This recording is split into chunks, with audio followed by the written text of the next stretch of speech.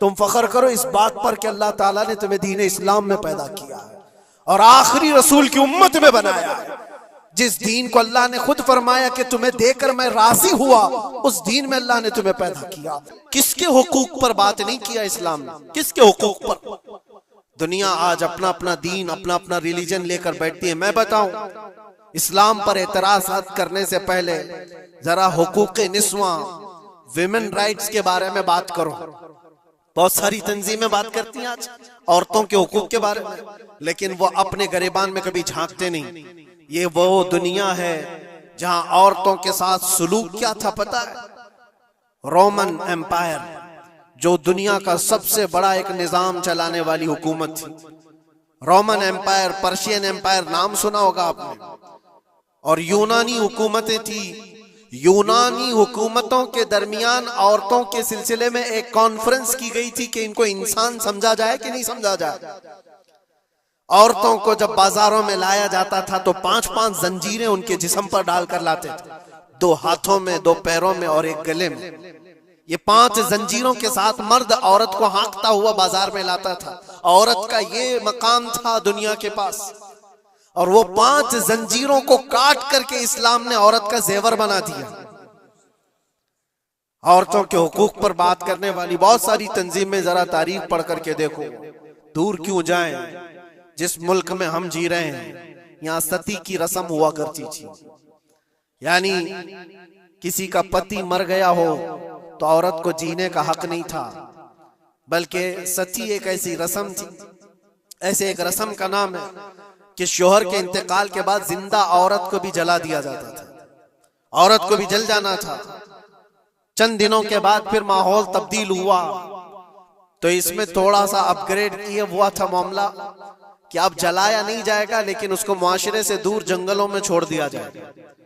औरत जिंदा तो रहेगी लेकिन मुआशरे में नहीं रहेगी। बेवा औरत के लिए मामला था।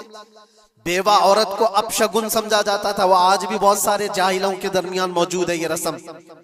कोई बेवा औरत आई तो लोग ये समझने लगते हैं कि घर में अपशगुन हो जाएगा। ये सारे मामला औरतों के हुकूक के सिलसिले में किसने खत्म किया है? ये सारे रस्म और रिवाजात। और यहूदियों के यहाँ क्या था, ईसाइयों के यहाँ क्या था? उनके यहाँ ये था कि औरत अगर नापाकी के दिन में आ जाए, जो उसके मंथली पीरियड्स के दिन होते हैं, तो औरतों को अस्तबल में रखा जाता था, जहां घोड़े बांधे जाते थे, जहां जानवर होते थे। उनका बर्तन अलग, उनका गिलास अलग, उनका चम्मच अलग, उनके खाने की चीजें अलग हो जाती थी। या औरतों के साथ मामलात यहूद किया करते थे, यहूदी करते थे। आज पूरी दुनिया में ये एतराजात उठाए जाते हैं कि इस्लाम औरतों को 4 दीवारी के अंदर रखता है। जालिमों, तुम्हें पता नहीं ये इस्लाम ही है जिसने जन्नत को औरत के कदमों के नीचे रखा। अल जन्नतु तहता अक़दामिल उम्महात, मेरे आका ने फरमाया है लोगों तुम्हारी जन्नत तुम्हारे माँ के कदमों के नीचे। इसको बहन की शक्ल में क्या फरमाया और बीवी की शक्ल में क्या मकाम दिया, जरा पढ़ करके तो देखो इस्लाम को। एक लुकमा भी अगर खिलाते हो बीवी को तो सदके का सवाब रखा गया। बहन की दुआ भाई के हक में ऐसे कबूल होती है जैसे कोई खाने काबा के पास दुआ कर रहा हो। और बेटी की दुआ, बेटी के लिए क्या फरमाया? मेरे आका फरमाते हैं जिसने अपनी एक बेटी की परवरिश की और उसको सही जगह पर शादी करके दिया, मेरे आका फरमाते हैं उस पर मेरी शफाअत वाजिब है, उस पर जन्नत है। ये औरतों के हुकूक इस्लाम ने दिए, कहां से उठाकर कहां रख दिया। और जो बेवाओं के साथ सुलूक था, बेवा को अपशगुन माना जाता था। 1-2 नहीं 10-10 बेवा औरतों से मेरे आका ने निकाह फरमाया। सैयदुल अंबिया हैं, सैयदुल रसूल हैं। अरे हुजूर पाक सल्लल्लाहु अलैहि वसल्लम चाहते ना तो बड़े बड़े बादशाहों की बेटियां हुजूर के हरम में आ जाती। हुजूर पाक सल्लल्लाहु ताला अलैहि वसल्लम के निकाह में आती हुजूर अगर चाहते। और अरब लोग ये पेशकश कर भी चुके थे। अरब जो है आकर हुजूर से कहे भी थे कि तुम जवान हो मोहम्मद, अगर तुम चाहो तो सबसे हसीन लड़कियां दुनिया की तुम्हारे पास लाकर रख देंगे। सबसे हसीन लड़कियां, सबसे मालदार लड़कियां, किसी बादशाह की बेटी हो या किसी बहुत बड़े अमीर जाती हो, कोई अमीर जाती हो, दोशीजा हो, तुम्हारे यहाँ लाकर रख देंगे। अरबों ने कहा था बस एक शर्त है, तुम ये दीन की दावत देना छोड़ दो, तुम ये इस्लाम की बात करना छोड़ दो, तुम्हारे लिए हर तरह का हुस्न लाकर रख दिया जाएगा। मेरे आका ने उनकी इस पेशकश को ठुकरा करके 25 साल की उम्र में 40 साल की बेवा से निकाह फरमाया था। ये हुजूर पाक सल्लल्लाहु तआला अलैहि वसल्लम ने औरतों के हुकूक नहीं बयान फरमाए, और आखिरी खुतबे में भी हुजूर ने ये हुकूक बयान किए अपने जाने से पहले। औरतों के मामलात में मैं तुमको अल्लाह से डराता हूं कि उनके साथ हुस्ने सुलूक करो। इस्लाम में कोई चीज बाकी नहीं छोड़ी हुजूर। ये आखिरी खुतबा था हुजूर का आज के दिन, अरफा के दिन। हुजूर ने ये फरमाया था कि आज के दिन मैं ऐलान करता हूं, कोई गोरा काले से अफजल नहीं, कोई अरबी अजमी से अफजल नहीं। तुम सब के सब कुल्लुकुम मिन आदम व आदम मिन तुराब, तुम सब के सब आदम से पैदा किए गए हो और आदम को मिट्टी से बनाया गया। ये हुजूर पाक सल्लल्लाहु अलैहि वसल्लम ने फरमाया, इक्विलिटी, बराबरी, यकसा हुकूक। दुनिया जो कहती है कि सबको बराबर के हुकूक होना चाहिए, ये सब ढकोसले हैं, दावे हैं। किसी के यहाँ कोई बराबरी नहीं। बराबरी किसको कहते हैं पता है? बराबरी इसको कहते हैं कि ईरान से किसरा का कोई कासिद आया था मदीने में हजरत उमर के जमाने में, ये ढूंढने के लिए कि बादशाह का महल कहाँ है। मदीने में लोगों से पूछा कि तुम्हारा बादशाह रहता कहाँ है? तो लोग हंस करके कहे हमारा बादशाह होता ही नहीं। कहा फिर क्या होता है? कहा अमीरुल मोमिनीन। कहा अच्छा वही अमीरुल मोमिनीन, उसका महल कहाँ होता है? फिर लोग हंस पड़े। कहा उसका महल नहीं होता है, उसका महल ही नहीं होता है। कहा फिर कहाँ है? कहा देखो वो पीपल के झाड़ के नीचे सो रहा होगा। ईरान का कासिद आया हुआ है जिनकी पूरी फौज में सरसरी छा जाती थी उमर इब्न खत्ताब के नाम से, वो पीपल के झाड़ के नीचे सो रहा है। वो आया और जाकर के देखा तो एक दरख्त के नीचे हजरत उमर फारूक नंगी पीठ आराम फरमा रहे। बराबरी की बात ये दुनिया करती है, लेकिन कोई इक्विलिटी किसी का नहीं है। हमने बहुत सारे मुल्क देखे, बहुत सारी जगहों पर हमने देखा है अमीरों के लिए अलग कानून है, गरीबों के लिए अलग कानून है। बादशाह का बेटा जुर्म करे तो उसके लिए 100 खून माफ है। गरीब अगर छोटी सी भी जुर्म करे तो सालों वो सलाखों के पीछे रह सकता है। ये इक्विलिटी की बात दुनिया करती है, और इस्लाम जिस इक्विलिटी की बात करता है वो क्या है? नबी पाक सल्लल्लाहु तआला अलैहि वसल्लम अपने आखिरी दिनों में, ये आखिरी दिन है, सहाबा को जमा करके फरमाते हैं कि मेरे जाने का दिन करीब आ चुके, तुम में से किसी का कोई हक बाकी है तो मुझसे ले सकता है। कोई हक बाकी है, वो सैयदुल अंबिया है, जिनकी एक जुबान पर अल्लाह तबारक व तआला किसी को जन्नत अता करे।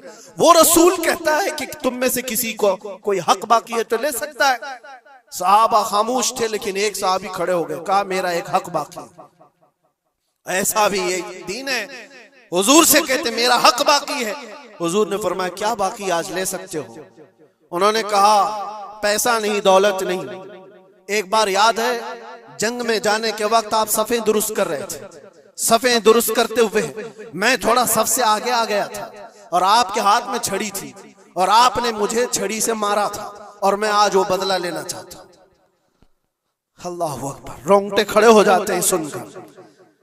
उन्होंने जैसे ही कहा सहाबा की गर्दनें तन गई। कहा कौन है जो सैयदुल अंबिया से बदले की बात करता है? हजरत उमर तलवार निकालते। हुजूर ने फरमाया खामोश उमर, ये इस्लाम है, ये इस्लाम है, अंदर रखो। और साहबी से कहा इजाजत है, तुम बदला ले सकते हो। हुजूर पाक सल्लल्लाहु तआला अलैहि वसल्लम खड़े हो गए।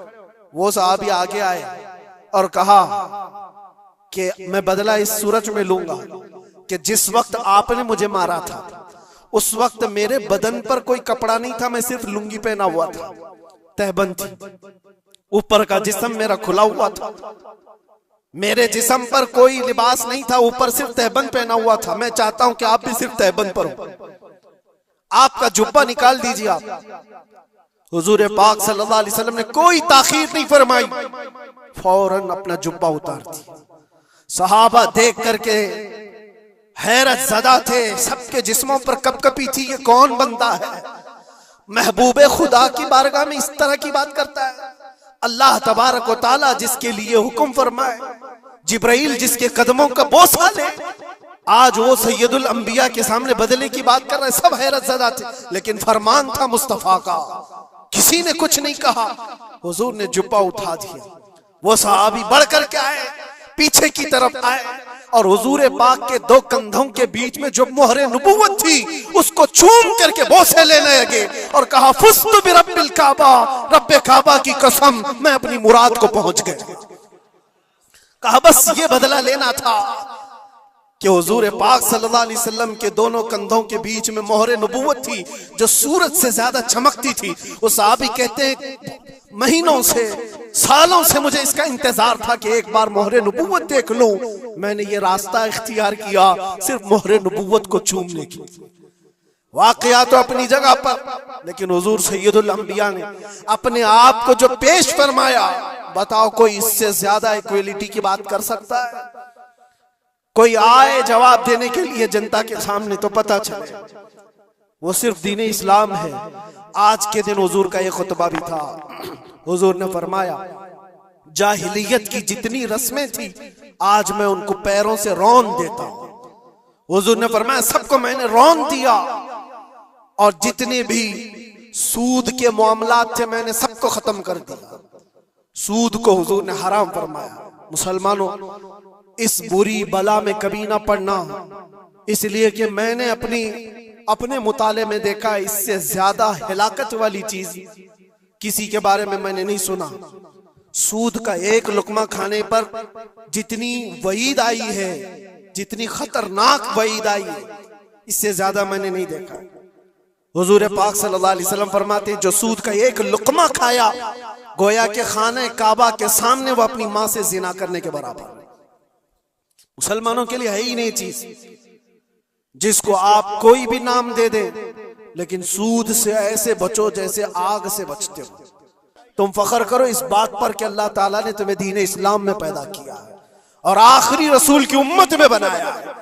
जिस दीन को अल्लाह ने खुद फरमाया कि तुम्हें देकर मैं राजी हुआ, उस दीन में अल्लाह ने तुम्हें पैदा किया।